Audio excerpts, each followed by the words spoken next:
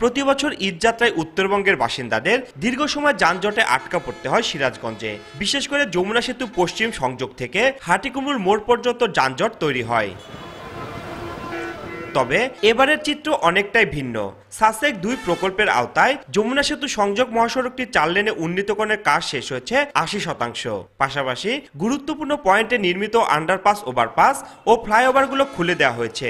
একই সঙ্গে ঈদের আগে খুলে দেওয়া হবে হাটিকুমরুল ইন্টারচেঞ্জের বগুড়া ও পাবনামুখী ২টি সার্ভিস লেন। ফলে এবছর এ মহাসড়ক ব্যবহারকারীদের ঈদ যাত্রা অনেকটা স্বস্তির হবে বলছেন সংশ্লিষ্টরা। এই 2টা লাইনও যদি খুলে দেয় তাহলে আমরা আশা করছি এবার ঈদ যাত্রায় এই হাটিকুমরুল গোল চত্বরে আর কোনো যানজট হবে না।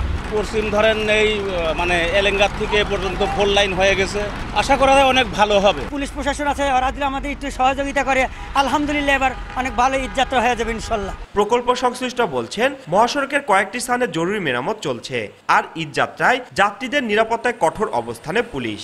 ঢাকা থেকে যে বগুড়া আছে সেই পর্যন্ত আমাদের 4 লেনের একটি সড়ক সার্ভিস লেন, এটা আমরা চালু করে দিব। এছাড়াও ঢাকা থেকে পাবনা চালু করে দিব সার্ভিস সড়ক। আশা করা যায় এইবারের ঈদ উল ফিতরে জ্যাম লাগার সম্ভাবনা খুবই কম। বিভিন্ন পয়েন্টে পয়েন্টে পুলিশ মোতায়েন করব।